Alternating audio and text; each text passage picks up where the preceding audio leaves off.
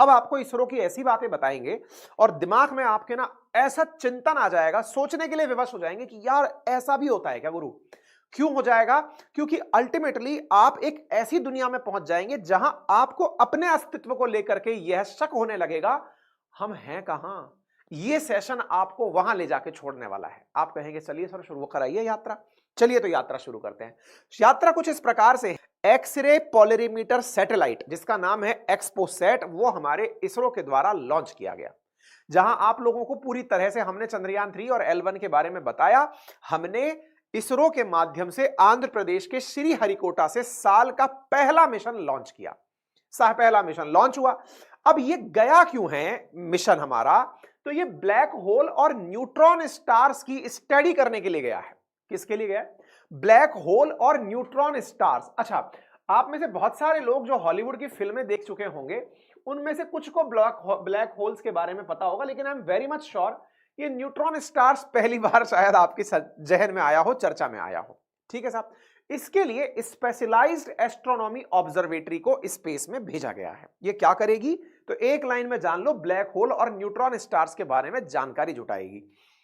अपन को नहीं पता गुरु ये होता क्या है, और सच्चाई बताऊं, ब्लैक होल के बारे में और न्यूट्रॉन स्टार्स के बारे में किसी को नहीं पता है। ये बिल्कुल वैसे है जैसे मैं आपसे कहूं कि दुनिया में एक ऐसा अजूबा है, तो आप कहेंगे करके देखेंगे तब जानेंगे। इसरो आजकल कुछ उस तूफानी मोड में है कि यार करके देखेंगे फिर जानेंगे, और ऐसा करते हुए इसने सैटेलाइट लॉन्च कर दिया। दिमाग में आपके एक पिक्चर आनी चाहिए कि इंडिया अमेरिका के बाद ऐसा करने वाला दूसरा देश है जो इस जिज्ञासा के ऊपर भी पैसे खर्च कर रहा है कि यार ये ब्लैक होल गुरु एग्जिस्ट करता है कि नहीं, और करता है तो कैसे करता है, कहां है। अच्छा, मैं आपको अभी यात्रा कराऊंगा, आप थोड़ा ग्राउंडेड बने रहिए, अलग लेवल। मैं सोचता हूं अगर आप पहुंच पाए उस जगह तक तो मजा आ जाएगा। तो इसरो ने अपने द्वारा तस्वीरें जारी करते हुए बताया कि हमने साहब ये इस प्रकार से सुबह सुबह लॉन्च कर दिया है। ये लॉन्चिंग रही। अच्छा, हम तो इस लॉन्चिंग को देखकर खुशी इस तरह से हुए, मैंने कहा देखिए दुनिया भर में न्यू ईयर मनाने के लिए, कहते हैं ना सूरज जहां सबसे पहले उगेगा वहां न्यू ईयर सबसे पहले मनेगा। तो भाई उस तरफ से न्यूजीलैंड वगैरह वाली साइड में, जापान वाली साइड में पहले ही न्यू ईयर मनना शुरू हो गया। इसरो ने कहा अपना न्यू ईयर लीजेंड वाला होगा गुरु, और भाई साहब उन्होंने लीजेंड वाला अपना न्यू ईयर मनाया और अंतरिक्ष में एक्सपोसैट सैटेलाइट को धरती से लगभग 500-600 किलोमीटर की ऊंचाई पर लो अर्थ ऑर्बिट में ले जाकर छोड़ दिया। ये आप अंतरिक्ष में सैटेलाइट को उड़ता हुआ देख रहे हैं।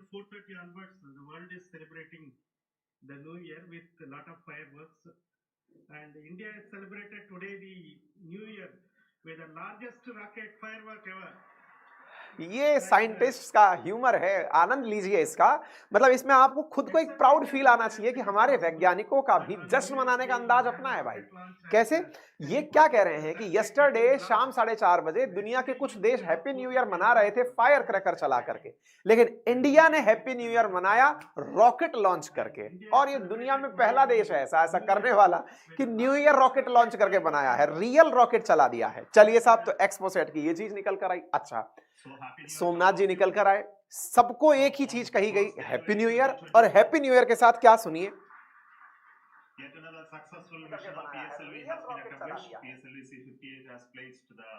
primary satellite XPOSat in the desired orbit of 650 kilometer, 6 degree inclination.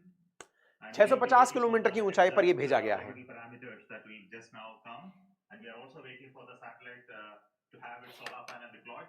That also will come in a few seconds from now. From this point, the orbit of the PSLV fourth stage will be reduced to a lower orbit, where the upper stage of the PSLV, which is now described as POEM, PSLV Orbital Experimental Module, will carry out experiments with the man or the onboard payloads, and that will take some time, and we will come back to listen to all of that, what happened in the POEM experiments little later. Meantime, let me also announce the इनकी घोषणा हो गई और इनकी बातें आपने सुन ली हो तो बढ़िया है, नहीं तो आगे बढ़ते हैं साहब। ठीक है साहब। तो एक्सपोसैट अब ब्लैक होल और न्यूट्रॉन स्टार्स की स्टडी के लिए 2 पेलोड, इनमें से एक का नाम है पॉलिक्स और दूसरे का नाम है एक्सपैट, ये लेकर अंतरिक्ष में पहुंचा। और जैसे ही लॉन्च हुआ मात्र 21 मिनट में 650 किलोमीटर की ऊपर की कक्षा में जाकर के स्थापित भी हो गया। ठीक है साहब। अब इसके अलावा स्पेस टेक स्टार्टअप ध्रुव स्पेस और बेलाट्रिक्स एरोस्पेस TM2 स्पेस के पेलोड भी PSLV के साथ अंतरिक्ष में भेजे गए। कुल मिलाकर 10 पेलोड इस रॉकेट के साथ भेजे गए। इससे पहले अमेरिका 2021 में नासा के इमेजिंग एक्सरे पोलरीमीट्री एक्सप्लोरर के बाद दुनिया का दूसरा पोलरीमीटर मिशन भेजा है। अब हम में से बहुत सारे लोग अब तक एक बात को लेकर क्यूरियस हो चुके हैं, भाई साहब बता ही दो, ये बार बार एक ही चीज आ रही है, ब्लैक होल, न्यूट्रॉन, स्टार्स, होता क्या है और इसकी स्टडी कैसे करेंगे, और मात्र 650 किलोमीटर भेजने से क्या हो जाएगा? क्या इतनी देर में न्यूट्रॉन की स्टडी हो जाएगी क्या? क्या 650 किलोमीटर ऊपर ही ब्लैक होल बैठा है क्या? बहुत बड़ा सवाल है। तो चलिए ब्लैक होल को थोड़ा समझने का प्रयास करते हैं। देखिए, आसान भाषा में अगर हालांकि मैं समझा पाऊं ये मुझे भी डाउट है, लेकिन कोशिश करते हैं कि इसे हम आसान भाषा में समझने की तरफ बढ़ पाएंगे। क्या हुआ? असल में कहा जाता है कि ब्लैक होल अंतरिक्ष का एक ऐसा क्षेत्र होता है जहां कोई भी चीज जाती है तो खत्म हो जाती है। अब ऐसा क्या है भाई साहब उसमें? कहते हैं उसके अंदर गजब लेवल का गुरुत्वाकर्षण यानी ग्रेविटेशनल फोर्स है।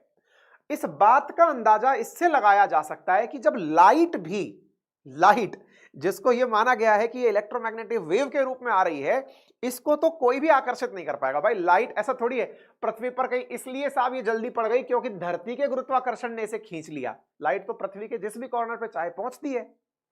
भाई साहब लाइट को भी जो अपने में से बाहर ना निकलने दे, सोचो कितना जबरदस्त लेवल का ग्रेविटेशन फोर्स होता होगा। यानी ऐसी ताकत की जो जाए गलगप। ऐसी स्थिति में यह होता भी है कि नहीं होता है, इसको लेकर के भी वैज्ञानिकों में तरह तरह के सवाल हैं। ब्लैक होल के बारे में कहा यह जाता है कि जब भी कोई तारा मरता है तो अपने वजन के चलते वो अंदर की तरफ सिकुड़ जाता है। अब आप में से कई लोग ये कहेंगे तारा मरता क्यों है भाई, तारा तो मरना ही नहीं चाहिए। देखिए मरना सूरज को भी है एक दिन। क्या बात कर रहे हो सर, जीते जी सूरज मर जाएगा, हमने तो कहा अजर अमर है। देखिए सभी की सभी स्टार्स, पहले थोड़ा सा एक चीज समझते हैं, स्टार्स और प्लेनेट में थोड़ा सा अंतर कर लेते हैं, तारे और नक्षत्र इनमें अंतर कर लेते हैं। एक तरह से ऐसे समझिए, ग्रह और तारा वो जो खुद की एनर्जी से चल रहा है, और ग्रह वो जो कि किसी और की एनर्जी से चमक रहा है। सूरज हुए और जो टिमटिमाते तारे हुए, ये अपनी एनर्जी से चमक रहे हैं। पृथ्वी जैसा जो गोला हुआ जो कि ग्रह के रूप में चक्कर काट रहा है सूरज के चारों तरफ, हमारी अपनी एनर्जी नहीं है चमकने में, हम पर रोशनी आ रही है इसलिए हम चमक रहे हैं। और आसान करते हैं, सर सूरज खुद से क्यों चमक रहा है? अरे भाई वहां पर हाइड्रोजन मिलके हीलियम बनाते हैं और हीलियम बना करके बड़ी मात्रा में ऊर्जा उत्सर्जित करते हैं। तो एक बच्चों की तरह उठने वाला बेसिक सवाल होना चाहिए, तो क्या सर कभी यह हाइड्रोजन खत्म नहीं हो जाएगा क्या? मैंने कहा दुनिया में जो भी चीज बन रही है वो खत्म होगी ही होगी, क्योंकि उसका कोई तो सोर्स होगा ही ना। अगर रिवर्सिबल रिएक्शन नहीं है तो ये इरिवर्सिबल स्थिति में तो कभी खत्म होगा ही। तो ऐसा माना जाता है कि हर तारा जो चमक रहा है उसके अंदर चमक का जो सोर्स है, जो एनर्जी जहां से उसमें आ रही है, वो किसी ना दिन खत्म तो होगी। ऐसे ही दुनिया के तारे मरते हैं। फिर एक दिमाग में बहुत बड़ा सवाल बनेगा, यानी कि अंतरिक्ष में इतने सारे जो तारे चमक रहे हैं, बाय द वे सर कितने तारे चमक रहे हैं? मैंने कहा सुनो यार, जब अंतरिक्ष की तरफ देखते हैं अपन, बोले हम कब देखते हैं? अरे मैंने कहा रात को तारे देखना कभी। जब तारे देखोगे तो कई लोग कहते हैं देखो वो रहा मिल्की वे, बहुत सारा घनघोर तारे ही तारे दिखाई देते हैं। मैंने कहा उसके बारे में केवल इतना सा जान लो कि वो जो मिल्की वे अंतरिक्ष में हमें दिखाई देती है ना, उस मिल्की वे में हंड्रेड्स ऑफ बिलियन स्टार्स हैं। और अंतरिक्ष में ऐसी milky ways hundreds of billions बताई जाती हैं। सर किसी ने काउंट किया है क्या? ये बिल्कुल वैसा सवाल है, सर किसी ने सिर के बाल काउंट किए हैं क्या?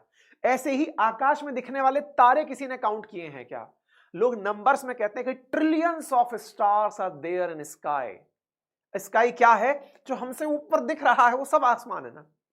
हंड्रेड्स ऑफ बिलियंस यानी ट्रिलियंस में, मतलब क्या ही कहिएगा, इतने तारे अंतरिक्ष में हैं। और तारे जो खुद की ऊर्जा से चमक रहे हैं। तो सर हम कहां हैं? हमने कहा बेटा हम तो तारे भी नहीं हैं, हम तो वो ग्रह हैं जो किसी तारे की रोशनी से चमक रहे हैं। हम तो सोलर सिस्टम के अंदर, मैंने सेशन की शुरुआत में कहा था कि इस सेशन को सुनते सुनते खुद से एहसास होगा कि यार हम तो कहां हैं गुरु।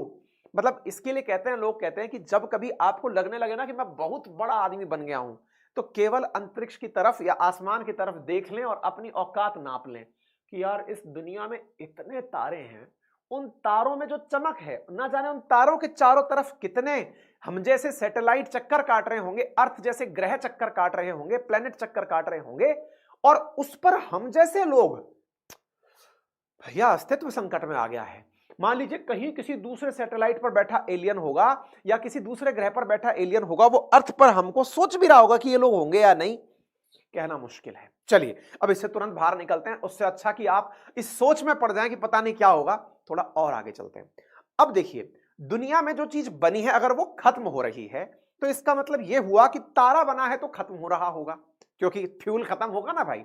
तो खत्म होगा तो फिर क्या होता है भाई, खत्म हो गया तो उसकी ऊर्जा बाहर निकल गई। अब उसके अंदर जो बचा हुआ राख रह गई, या समझिए कि जो सामान बचा रह गया वो, अच्छा एक चीज और इसमें मैं ऐड कर देता हूं, अब थोड़ा साइंस है, हम उसको प्रयास करते हैं कि आसान भाषा में समझा पाए, थोड़ा बहुत इधर उधर हो जाए तो बचा लीजिएगा। तो होता क्या है ना जी, जिसमें भी द्रव्यमान है वो एक दूसरे को अपनी तरफ आकर्षित करता है। मतलब साधारण रूप से कहते हैं कि मतलब अट्रैक्शन फोर्सेस जो हैं वो मास के कारण होती हैं, द्रव्यमान के कारण होती हैं। m1m2/r² का फॉर्मूला लगा के लोग कहते हैं कि एक दूसरे की तरफ जिसमें द्रव्यमान है वो आकर्षित कर रहा है जी एक दूसरे को। तारे के अंदर इतना सारा मटेरियल बन गया है तो उसका अब अपने अंदर आकर्षण और ज्यादा बढ़ गया है, ऊर्जा तो उसकी निकल गई, फ्यूज हो गया वो। जब वो फ्यूज हो गया ना तो उसका खुद का ही वजन उसको अपने अंदर की तरफ कंडेंस किए जा रहा है। फ्यूज होने के बाद वो सिकुड़ रहा है, जैसे होता है ना एकदम फूला जब तक एनर्जी थी, अब एनर्जी निकल गई तो वो सिकुड़ना शुरू हो गया, बिल्कुल फुस्सी होता जा रहा है, फुस्सी होता जा रहा है, बहुत छोटा होता होता वो अपने अंदर कंडेंस होता जा रहा है, सिकुड़ता जा रहा है तारा। अब जब ये सिकुड़ जाता है तो इससे ही ब्लैक होल्स बनने लगते हैं। अर्थात इसकी जो सिकुड़न है, जो इसके अंदर द्रव्यमान बढ़ रहा है, क्योंकि द्रव्यमान दूसरे द्रव्यमान को अपनी ओर आकर्षित करता है, तो ये जो सिकुड़न है, तारों की जो सिकुड़न है, इससे ब्लैक होल बनने लगते हैं और ये एक ऐसा वैक्यूम बन जाता है जो अपनी ओर चीजों को खींच लेता है। गया गुरु ऊपर से, नहीं आ रहा समझ में, हमने कहा चलो और आसान समझ लेते हैं। तारा मर गया, बोले मर गया। अब मैंने कहा फिर क्या हुआ, तारा मर गया तो बल्ब बुझ गया, यूं समझ लो आप, बुझ गया, बोले हाँ। अब मैंने कहा इतना बड़ा तारा, सूरज तो कुछ नहीं है जी, इससे बड़े बड़े तारे हैं अंतरिक्ष में, बोले हाँ। तो मैंने कहा अब वो जो तारा फ्यूज पड़ा हुआ है, बोले हाँ। अब मैंने कहा उसका हुआ क्या भाई, उसकी ऊर्जा निकल गई, फुस्सी हो गया हो, तो अब क्या करें, अब वो सिकुड़ने लग रहा है, सिकुड़ने लग रहा है, मास उसका कॉन्ट्रैक्ट होता जा रहा है, छोटा होता जा रहा है, छोटा होता जा रहा है। अब क्या हो रहा है, हमने कहा उसका जो छोटा होतापन है उसके अंदर द्रव्यमान की स्थिति एक ही जगह पर केंद्रित हो रही है, गुरुत्वाकर्षण उसका बढ़ता जा रहा है। अब गुरुत्वाकर्षण उसका तो बढ़ता जा रहा है, लेकिन उसी की होड़ाहोड़ जो और स्टार्स मरे पड़े हैं इधर उधर, वो उन मरों को भी अपनी ओर खींच रहा है। बोले फिर से सर ये निकल गया ऊपर से, हमने कहा आसान करते हैं। मैंने कहा कई बार आपने देखा होगा कुछ लोग मैग्नेट को लेकर के जब मिट्टी में ये गोल गोल घुमाते हैं, जहां पर कहीं कई बार खरादी वाले या लोहा वाले काम करते हैं, तो वहां से मैग्नेट के छोटे छोटे टुकड़ों को बीनते हैं, यो लोहा घुमा घुमा करके छोटे छोटे टुकड़े अपनी ओर आकर्षित करते हैं और बड़ी सारी मैग्नेट के आसपास लोहा खींचकर इकट्ठा कर लेते हैं। ये एक बेसिक उदाहरण है जो आपके आसपास दिखता हो और आप समझ जाएं। कुछ वैसा ही यहां पर होता है उस मरे हुए तारे के द्वारा। बोले क्या होता है, ये सब मरे मरे लोग एक दूसरे को अपनी ओर खींचने लगते हैं कि भाई अपन मर गए, अपन में पावर बढ़ गई, अब ये बढ़ी हुई पावर एक दूसरे को अपनी ओर खींच रही है। इसको एक वीडियो के माध्यम से समझते हैं।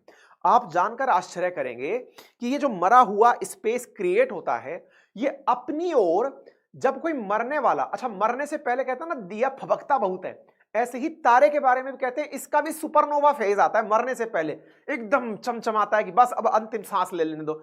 उस सुपरनोवा स्थिति को भी ये लोग खींच लेते हैं अपने अंदर और पूरे की पूरे तारे को अपने अंदर घुसा ले जाते हैं। एक बार के लिए एक वीडियो दिखाता हूं, इससे समझने का प्रयास कीजिएगा। ये नासा की वेबसाइट से उठाया गया वीडियो है, इसे समझिए। देखिए कुछ इस प्रकार से समझिए कि ये वेव्स हैं जो पिघल पिघल करके जा रही हैं। एक सुपरनोवा सिचुएशन किसी मैग्नेट के ऊपर बनकर आई है, या फिर ये समझिए कि ये कोई तारा है जो कभी मरने की स्थिति में पहुंचा है और वो ब्लैक होल में कन्वर्ट हो रहा है। ब्लैक होल मतलब उसका द्रव्यमान बहुत ज्यादा बढ़ता जा रहा है।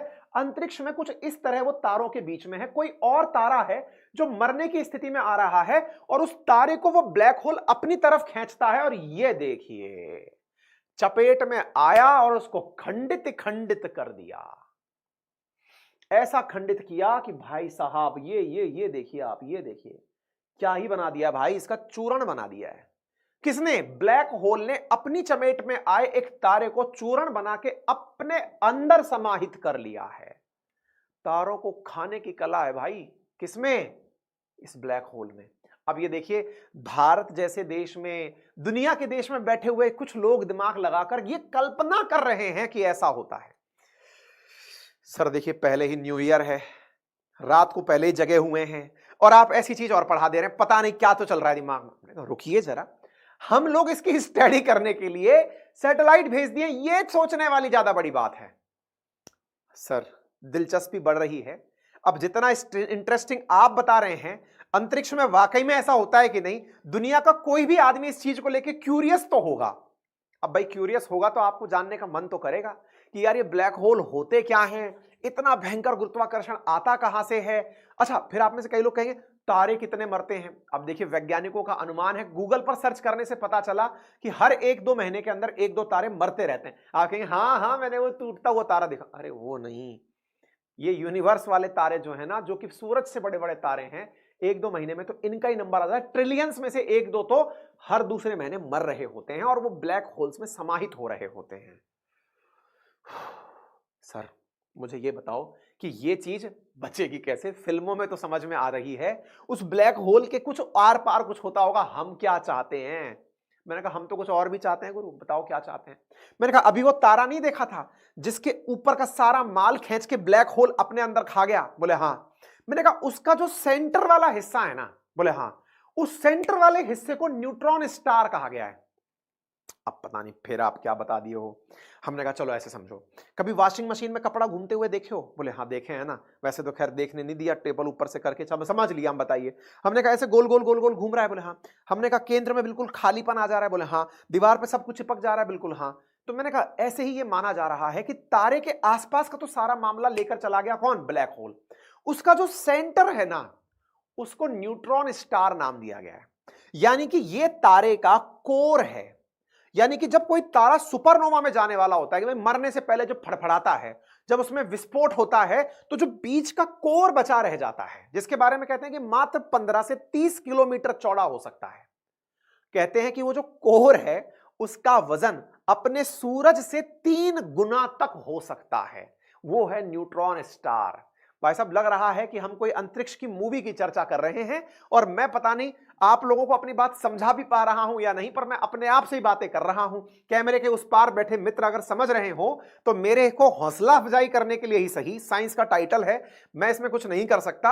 आप इसे मुझे हौसला बढ़ाने के लिए ही शेयर करके, लाइक करके मुझे बताइए, थम्स अप करके कि हाँ कुछ तो जा रहा है सर, बाकी आप चलते रहिए। चलिए कोई बात नहीं। तो आप सोचिए कि तारे के जो केंद्रीय भाग की बात कर रहे हैं ना, वो 15 से 30 किलोमीटर चौड़ा होने के बावजूद इसका वजन हमारे सूरज से 3 गुना तक हो सकता है। कहते हैं एक चम्मच भर के न्यूट्रॉन स्टार को अगर धरती पर लाया जाए तो इसका वजन 4 अरब टन के आसपास हो सकता है। 1 टन 1000 किलो होता है। अब सोच लो आप, 4000 अरब किलो के आसपास एक चम्मच न्यूट्रॉन स्टार का वजन हो सकता है। सर बातें तो हो गई बहुत बड़ी बड़ी, आप हमको ब्लैक होल की दुनिया में ले गए, न्यूट्रॉन स्टार की दुनिया में ले गए। अब हमको तो ज्यादा शक इस बात पर हो रहा है कि इसरो वाले ढूंढेंगे कैसे, क्या ढूंढने गए हैं। हमने कहा हाँ गुरु, ये सवाल अब तुम्हारा सही बन रहा है, क्योंकि यहीं से तो सारी बातें निकल रही हैं कि ये करेगा क्या यहां जाकर के। हमने कहा चलिए, तो पहले हमने कहा ये समझ लिया आपने कि हमने इस कर्तव्य को ढूंढने के लिए अंतरिक्ष में अपना एक्सपोसैट नाम का सैटेलाइट भेजा है। बोले हाँ, इतना समझ में आ गया, आगे बताइए। हमने कहा इस एक्सपोसैट के अंदर 2 मशीनें भेजी गई हैं। सर एक सवाल बताओ। हमने कहा पूछो। आप वो जो वीडियो दिखाए थे थोड़ी देर पहले, हम दिखाए थे, उसके अंदर वेव सी निकल रही थी, दिखाएं आपको एक बार पहले, फिर से वो थोड़ा फ्लो बिगड़ेगा लेकिन फिर भी देखिए। ए चल जा भाई, ये देख रहे हैं आप, ये जो बहता हुआ सा जो वेव सा देख रहे हैं आप, कह रहे हैं कि कोई तारा कहीं ना कहीं मरा होगा। तो देखिए ऐसे समझते हैं, जैसे अपन ना अभी सर्दी के समय पर आप में से कोई व्यक्ति कहीं अलाव तप रहा होगा, आसान भाषा में समझने का प्रयास कर रहे हैं। अंतरिक्ष में कोई अलाव नहीं तप रहा है, लेकिन कुछ तपता है, कुछ जलता है, तो धुआं निकलती है, ऐसे समझिए। ऐसे ही जब एनर्जी निकलती है ना, तो वो वेव फॉर्मेट में बाहर आती है, ऐसे समझिए, है ना। एनर्जी के कई रूप हो सकते हैं, आप फिलहाल वेव के ऊपर फोकस करिए, क्योंकि हम वेव के ऊपर फोकस करके इसरो का ये मिशन देख रहे हैं। ठीक है, क्या मिशन देख रहे हैं? एक्सपोसैट नाम का जो हमने सैटेलाइट भेजा है, इस पर 2 पेलोड लगाए हैं, एक का नाम है पॉलिक्स और एक का नाम है एक्सपेक्ट। ये दोनों क्या करेंगे ना, जब कोई तारा मरा और वो ब्लैक होल की तरफ जाने लगा, तो मरते ही भाई जब कह लो कि जब बुझेगा कोई तारा, तो उसमें से लहरें निकल कर आएंगी, यानी कि वेव्स निकल कर आएंगी। उनमें से जो एनर्जी वाली वेव्स हैं वो एक्सरे वेव्स हैं। वो जो एक्सरे वेव्स है ना, ये इनका अध्ययन करेगा, मतलब तुम मरो पहले, बोले ठीक है। तुम मर गए, बोले हम मर गए। अब भैया तुम मर गए ना, तुम्हारे अंदर से जो एक्स वेव्स निकलेंगी ना, मैं उनका अध्ययन करके ये पहचानूंगा कि तुम ब्लैक होल के पास जाके मरे थे या फिर खुद से ही मरे पड़े थे। भाई साहब इसरो वाले क्या खाते हो आप लोग, पहले ही साल के पहले ही दिन में हमारे साथ इतना ज्यादा अन्याय ज्ञान का कर दिए, हम हैंगओवर में चले गए। भाई क्या चल रहा है ये। तो भाई साहब पोलिक्स और एक्सपेक्ट नाम के जो दो पेलोड भेजे गए हैं, ये असल मायने में सैटेलाइट्स के साथ भेजी गई वो यंत्र हैं जो कि एक्सरे का अध्ययन करेंगे। अब कैसे करेंगे, अब ये बताइए। हमने कहा चलो कोशिश करते हैं समझाने की। एक तो हम कई ने टोका कि कोशिश बोला करो, आप कोशिश कोशिश करते हो, तो कोशिश करते हैं। तो भाई क्या है कि ये जो चीज है ना, आप यहां पर समझिए, स्टेप वाइज तरीके से समझिए। भाई जिनको साइंस बहुत ज्यादा हो रही है हम माफी चाह रहे हैं, है ना। तो यहां पर आप समझिए, हम टेक्निकली खुद तो साइंस के विद्यार्थी हैं, पढ़ाते पढ़ाते जीएस और अंतरराष्ट्रीय संबंध आप लोगों को लगने लगा है जीएस का टीचर है। हम खुद आईआईटी से पास आउट हैं, हमको ना साइंस आती है तो हम अपना अस्तित्व खो जाते हैं। हमको ऐसा लगता है भाई अब घुस गए दुनिया में, तो अब मजा आ रहा है हमको, थोड़ा सा सुनिए हमारे मजे के साथ आप भी लीजिए, कभी आपको भी हम दुनिया की दारी सिखाते हैं। तो देखिए जब कोई तारा मरा तो उसके अंदर से एनर्जी निकलने लगी। अच्छा, इलेक्ट्रोमैग्नेटिक वेव्स की थोड़ी सी फिलॉसफी जान लीजिए, जिनको बिल्कुल ह्यूमैनिटीज के साथ संपर्क रहा है और इन चीजों के साथ दूर तक का संबंध नहीं रहा है, कोई बात नहीं, झेलिए इसे। जब लाइट चलती है तो ऐसे समझिए कि वो इलेक्ट्रोमैग्नेटिक वेव है, विद्युत चुंबकीय तरंग है, और विद्युत चुंबकीय तरंग में इलेक्ट्रिक फील्ड और मैग्नेटिक फील्ड एक दूसरे के परपेंडिकुलर चलता है। मान लीजिए कि लाइट को इस दिशा में चलना है, ये प्रोपोगेशन की डायरेक्शन है, तो इसके इलेक्ट्रिक और मैग्नेटिक फील्ड एक दूसरे के कुछ इस प्रकार से परपेंडिकुलर होते हैं। ठीक है, हमको क्यों बता रहे हो ये बात, हमने कहा सुन लो ना यार। बोले चलो सुन लिया, ठीक है परपेंडिकुलर हो गया। आगे मैंने कहा ये समझ लो ये परपेंडिकुलर दिख रहा है, बोले दिख गया। अब मैंने कहा अब जब ये परपेंडिकुलर है ना, तो ये परपेंडिकुलर होते हुए एक दूसरे से जब लाइट्स आगे निकलती हैं, तो किसी एक केंद्रीय पदार्थ के मैग्नेटिक फील्ड के अगर संपर्क में आ गई तो ये पोलराइज्ड हो जाती हैं। बोले सर अब बहुत ज्यादा हो रहा है, अब ये पोलराइज्ड क्या होता है। हमने कहा समझो यार, दिशा भटक जाती हैं। मतलब पहले परपेंडिकुलर चल रही थी, अब हल्की सी टेढ़ मार गई, टेढ़ी हो गई, मैग्नेटिक फील्ड दूसरे के मैग्नेटिक फील्ड के संपर्क में आके टेढ़ा मेढ़ा हो गया। बोले सर मान लिया टेढ़ा मेढ़ा हो गया तो, अरे बस मैंने कहा मेरा काम हो गया, अगर टेढ़ा समझ में आ गया तो सब समझ में। बोले सर समझ तो टेढ़ा भी नहीं आया, पर फिर भी मान ले रहे हैं, आप खुश हैं तो हम मान ले रहे हैं। मैंने कहा भाई सुनो, ये जो एक्सपोसेट वाले लोग हैं ना, इन्होंने असल में इस टेढ़े मेढ़े को ही चेक करने के लिए अपने ये दो पेलोड भेजे हैं।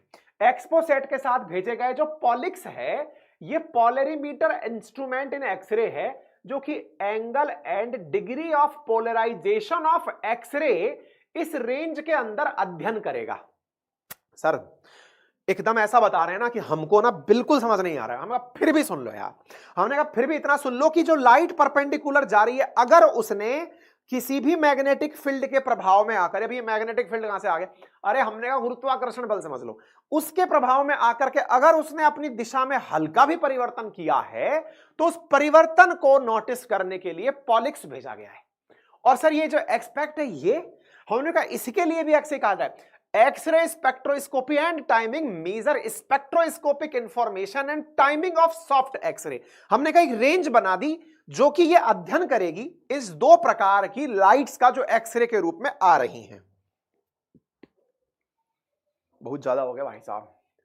हमने कहा चलो हम यहां से निकलते हैं, फिलहाल इतना समझ लो, हम 650 किलोमीटर ऊपर लगा के एक पोलरीमीटर लगा दिए हैं जो आती हुई एक्सरेज का अध्ययन करेगा कि कोई मरा हुआ तारा था क्या कहीं। बोले हाँ। तो मरा था तो दिशा भटका था क्या। बोले हाँ। तो मरा था तो जहां मरा होगा वहां पे कहीं ब्लैक होल हो सकता है क्या। बोले हाँ। तो इस प्रकार से अध्ययन करेगा। सर आगे बढ़िए।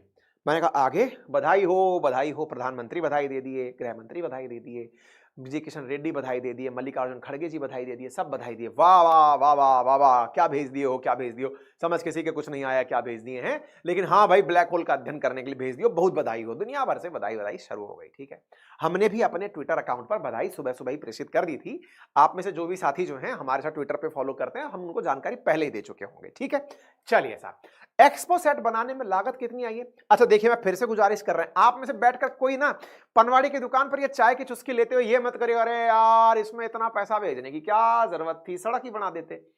भैया अपना अस्तित्व जानने की हर किसी में मंशा होती है। कभी आपने कभी किसी ज्योतिष को दिखाने के बारे में अगर सोचा हो कि भाई मैं पहले क्या था, मेरा पास्ट बता फिर मेरा फ्यूचर बता। ये तो अपनी हैसियत के अनुसार अपन पंडित को ज्योतिष को दिखाकर पूछते हैं कि यार थोड़ा बताओ ना गुरु यार, क्या है फ्यूचर, क्या है। इंसान की फितरत है अपने बारे में जानने की कि हम कहां से आए थे और हम कहां तक जा सकते हैं। यही तो कारण है कि जो स्पेस है ना, इसके अंदर अंतरिक्ष में असीम संभावनाएं हैं, और उन्हीं असीम संभावनाओं के लिए हमारा इसरो भी काम कर रहा है। तो यार इसरो इतना तो अफोर्ड कर सकता है, इंडिया के नाम पर 200 करोड़ रुपए तो खर्च कर ही सकता है। इसी वजह से हमने लगभग 250 करोड़ रुपए की लागत से इसको भेजा है कि भाई जाओ जरा ढूंढ के आओ कि हमारे पार भी कुछ है क्या, ये कोई ब्लैक होल वगैरह कुछ है क्या, कहीं हम ऐसा तो नहीं कभी हम भी चपेटे में उसके आ जाएं, जरा ये तो चेक कर लो, एक दिन पता चले हमको भी अपने अंदर ब्लैक होल समा लिया, जाके चेक तो कर लो। ये है गुरु बात। अगर थोड़ी बहुत भी समझ में आ रही हो तो बता देना, हौसला अफजाई कर देना। अगर गलती से आपके ऊपर से निकल गया तो भला बुरा मत कहना, हम संभव हो तो इसको इस तरह से बता देना। चैनल पर नए हो और आज तक सब्सक्राइब नहीं किया तो सब्सक्राइब करके बता देना, लाइक करके बता देना, शेयर करके बता देना कि सर थोड़ा बहुत तो चलो समझ में आया।